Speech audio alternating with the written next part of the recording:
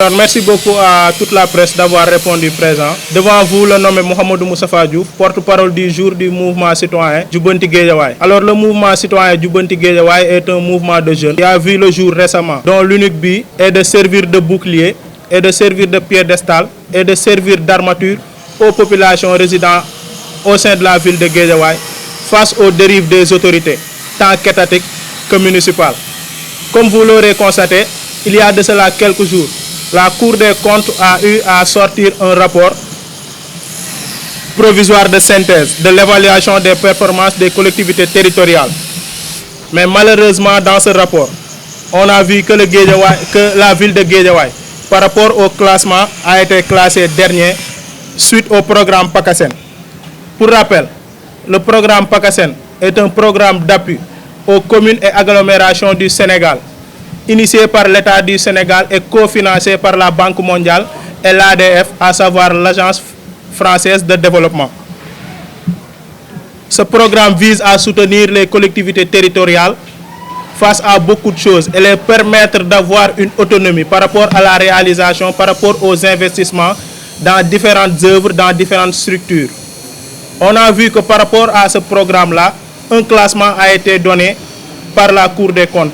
Et par rapport à ce classement, 8 points ont été mis en place, à savoir 8 CMO. CMO qui signifie conditions minimales obligatoires. C'est-à-dire que chaque ville, chaque collectivité territoriale qui bénéficie de ce programme de financement du PACASEN-là doit remplir 8 conditions minimales obligatoires cette année. Mais on a vu que par rapport à ces 8 points, Guédiawaye a eu à perdre 3 points. Raison pour laquelle nous avons été classés dernière suite aux différentes autres collectivités territoriales qui ont eu à bénéficier de ce programme-là.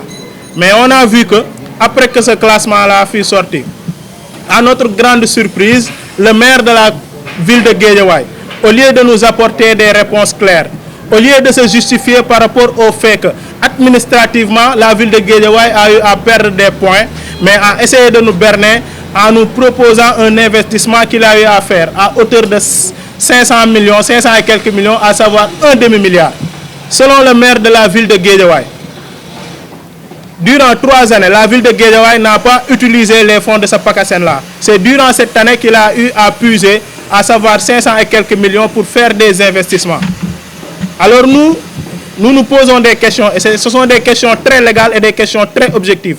Parce que nous ne pouvons pas être des habitants de la ville de Guédiawaye. Nous ne pouvons pas résider dans la ville et se taire lorsqu'il y a des choses anormales qui se passent au sein de la ville. Parce que n'oublions pas, le maire, lorsqu'il était opposant, ou bien avant qu'il ne soit maire, il était là à dénoncer toutes les malversations qui se passaient au sein de la ville.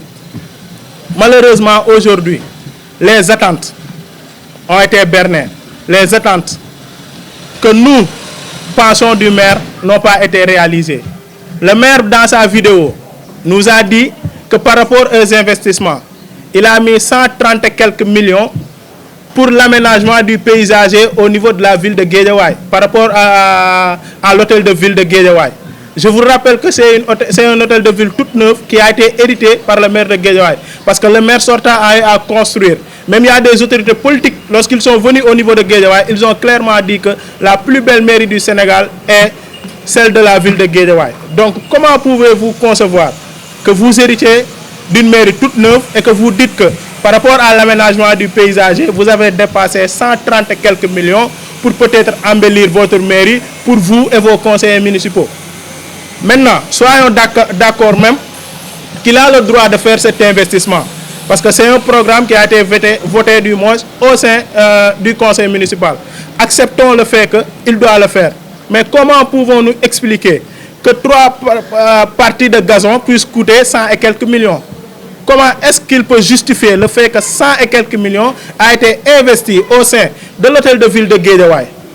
Ça, c'est une question que nous devons nous poser. Parce que nous ne pouvons pas aussi rester les bras croisés qu'il sort pour nous donner des chiffres, pour essayer de se justifier, alors que ces justifications-là, au lieu de lui donner une marge pour nous expliquer pourquoi Guédiawaye est classé dernier, mais il s'est tiré une balle en pleine tête. On peut dire cela. Et il ne s'est pas limité là. Il a dit par rapport au projet de pavage, il a investi 200 et quelques millions sur l'axe partant du rond-point Canada et au croisement Béthio. Mais l'axe qui suscite une interrogation du moins, c'est l'axe Arrêt Dial Mbaye, marché Mame Diarra. Parce qu'il a dit que cet axe fait partie de ce projet de pavage-là. Mais nous avons fait une visite au sein de cette lieu, mais nous avons vu aucun mètre carré de pavage posé au niveau de l'axe croisement Béthio, marché Mame Diarra. Alors nous lui posons aussi la question, comment il peut justifier cela par rapport aux 200 quelques millions qu'il a dit, qu'il a investi au niveau des pavages, où est-ce qu'il a mis cela? Mais le plus marrant, c'est par rapport à la fourrière municipale. Le maire de la ville de Guédiawaye dit vouloir construire un centre commercial. Mais tenez-vous bien, le centre commercial a été mis dans un endroit qui appartient à la municipalité. C'est-à-dire que l'endroit où a été construit le centre commercial appartient à la municipalité. Donc ce qui veut dire qu'on n'a pas acheté le terrain pour construire ce centre commercial-là. Mais imaginez, il nous dit qu'il a investi 150 millions pour un bâtiment R+1. Donc nous aussi, nous devons nous poser des questions. Comment il a fait pour investir 150 millions au sein de ce fourrière municipal-là? Et il a dit, tout ce que nous sommes en train de dire là, ce ne sont pas des choses fortuites, ce ne sont pas des choses que nous tirons de l'ex-nihilo, ce sont des choses que lui-même il a dit dans une vidéo publiée dans le net. Donc, et il a clairement dit que les travaux sont à 80% d'exécution. Mais allez-y vérifier les travaux de la fourrière municipale. Il a construit un bâtiment R+1. Si c'est à 80% d'exécution, ce qui est sûr, c'est qu'il n'a pas mis là-bas tout l'argent qu'il a dit. Donc, sur ce coup, nous invitons les organes de contrôle à s'intéresser à la gestion de la ville de Guédiawaye. Parce que c'est une gestion un tout petit peu qui nous fait douter. On ne dit pas que ce qu'il dit, ce n'est pas avéré. Mais en tout cas, nous ne pouvons pas accepter que toute cette somme-là soit mise dans des endroits où nous peinons même à avoir la véracité ou bien à vérifier la véracité de ce qu'il nous a posé sur la table. Mais autre chose, acceptons aujourd'hui même que ce sont des investissements que selon la vision du maire ou bien selon le programme du maire, il doit faire ces investissements. Acceptons cela. Qu'il doit construire un supermarché, qu'il doit réfectionner le paysager au niveau de la ville, qu'il doit mettre des pavages sur l'axe Canada Arrêt Dial Mbaye. Mais les attentes ne sont pas là. Lorsque le maire a été élu, lorsqu'il battait campagne, lorsqu'il faisait le tour des télévisions et des radios pour dire que c'est lui qui méritait d'être mis à la tête de la ville de Guédiawaye, il y avait un programme qu'il nous avait fait. Alors nous, nos attentes, c'est que nous attendons aujourd'hui au maire qu'il nous parle d'investissement fait au niveau des postes de santé, au niveau des structures sanitaires. Allez-y au Roi Baudouin, allez-y à l'hôpital Roi Baudouin. Vous verrez nettement que cet hôpital-là mérite des changements, que cet hôpital-là a besoin d'appui. Et puis c'est lui-même le président du conseil d'administration de cet hôpital. Donc la priorité ne se trouve pas aujourd'hui à embellir une mairie toute neuve. La priorité peut-être ne se trouve pas à construire un centre commercial. Moi, à côté de la construction d'un centre commercial, je vois qu'il réfectionne beaucoup d'autres marchés. Mais allez-y au marché Mame Diarra, ici à côté des deux boulangeries. Mais le marché est dans un état de délabrement très avancé. Et là, nous interpellons le préfet à faire un tour au niveau du marché Mame Diarra, parce que ça risque du jour au lendemain de tomber sur les personnes. Donc les priorités aujourd'hui sont ailleurs.